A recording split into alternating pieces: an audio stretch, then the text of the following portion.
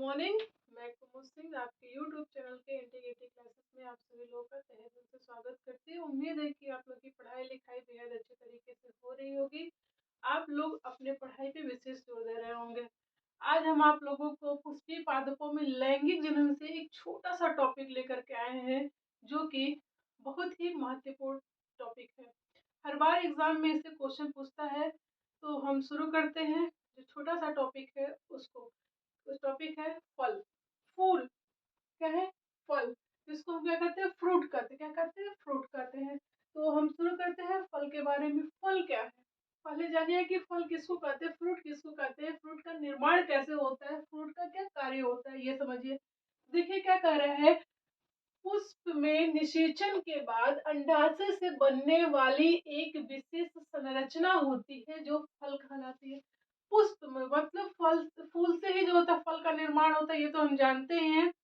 तो पुष्प से क्या, पुष्प में निषेचन के बाद, जब पुष्प में जो होता है क्या होता है, फर्टिलाइजेशन की प्रक्रिया होती है। फर्टिलाइजेशन के बाद जो होता है, जो जिस चीज के निर्माण होता है, जिस संरचना का निर्माण होता है, उसको हम क्या कहते हैं? फल कहते हैं। उसको क्या कहते हैं? फल कहते हैं। या हम कह सकते हैं कि जो हमारा ये अंडाशय होता है, जब अंडाशय मैच्योर हो जाता है, फूल जाता है, तो उसको क्या कहते हैं? हम फल कहते हैं। फल का निर्माण होता है। तब कब होता है? अंडाशय के परिपक्व होने की अवस्था को हम फल कहते हैं। क्या कहते हैं? फल कहते हैं। देखिए, फल का अगर क्वेश्चन पूछे कि फल का निर्माण कहाँ होता है, अंडाशय में होता है। फल का कार्य क्या होता है? फल का कार्य यही होता है कि वो बीजों की सुरक्षा रखता है। फल के अंदर जो सीड होते हैं, उस बीज को वह सुरक्षा प्रदान करता है। क्यों सुरक्षा प्रदान करता है? क्योंकि अगली पीढ़ी जो होता है, अगली पीढ़ी को एक नए बीज, एक नए फल का निर्माण करने के लिए से जो होता है, सीड को क्या करता है? सुरक्षा प्रदान करता है। और फल के अध्ययन को जो होता है हम कहते हैं पोमोलॉजी या कार्पोलॉजी के नाम से जानते हैं। पोमोलॉजी कहते हैं, कार्पोलॉजी कहते हैं। अब देखिए फल के प्रकार। फल कितने प्रकार के होते हैं? निषेचन के आधार पर, फर्टिलाइजेशन की प्रक्रिया के आधार पर फल को 3 भागों में बांटा गया है। सत्य फल, असत्य फल और अनिषेक फल या अनिषेच फल कहते हैं उसको। तो देखिए सत्य फल किसको कहते हैं, मतलब ट्रू फल किसको कहते हैं, सही फल किसको कहते हैं, क्या किसको कहते हैं? सत्य फल। ऐसे फल जिनका विकास अंडाशय से होता है उसे सत्य फल कहते हैं, या उसको यूकॉर्प भी कहते हैं। ऐसे फल जिनका विकास अंडाशय से होता है उसको क्या कहते हैं? सत्य फल कहते हैं या यूकॉर्प कहते हैं, सही फल कहते हैं। और लगभग 90% भाग जो होते हैं सत्य फल के ही बनते हैं। 90% जितने फल होते हैं वो सत्य फल ही होते हैं।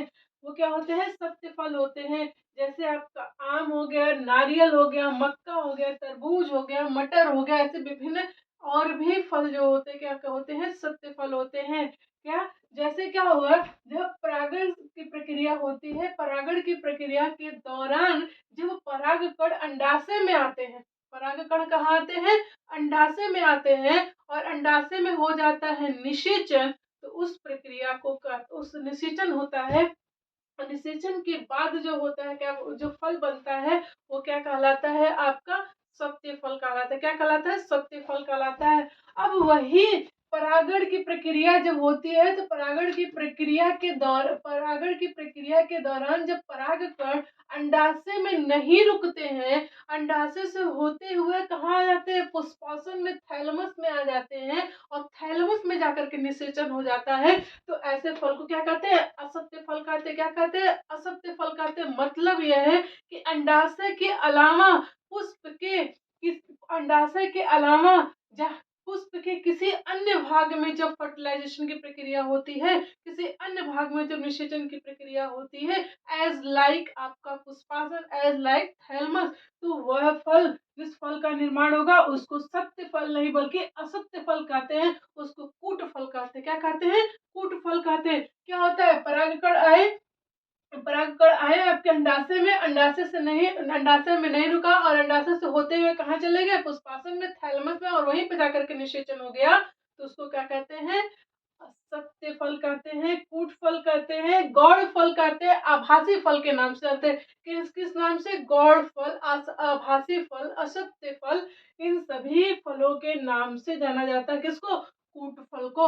अब देखिए इसका उदाहरण है सेब, काजू, नाशपाती, स्ट्रॉबेरी, सहतूत आदि, ये सभी जो होते हैं असत्य फल के उदाहरण है। अब हम चलते हैं अनिषेक फल। अनिषेक फल किसको कहते हैं?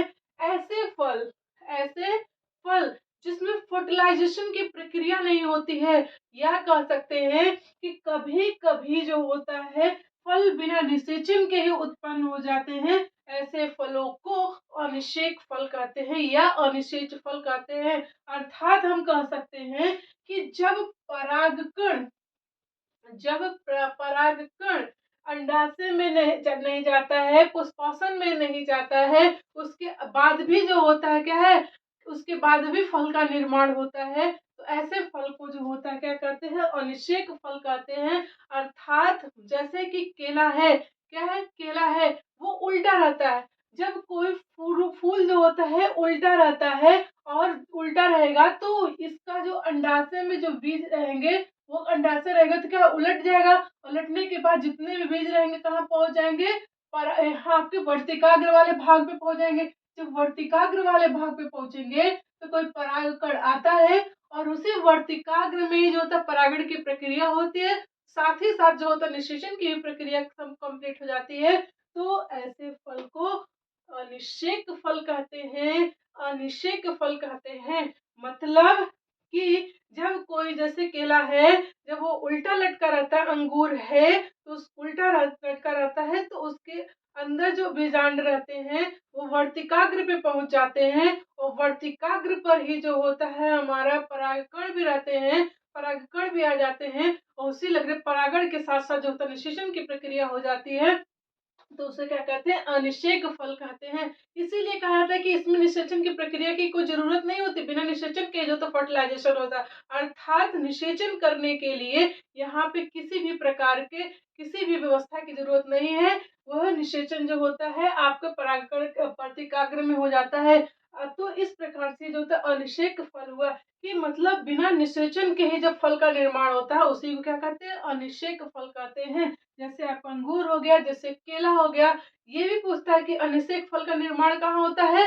वर्तिकाग्र में। इस प्रकार ये हमारा सत्य फल, असत्य फल, अनिषेक फल, ये फल के एक प्रकार का प्रकार है निषेचन के आधार पर। उम्मीद है कि आप लोगों को समझ में आया होगा ये छोटा सा टॉपिक।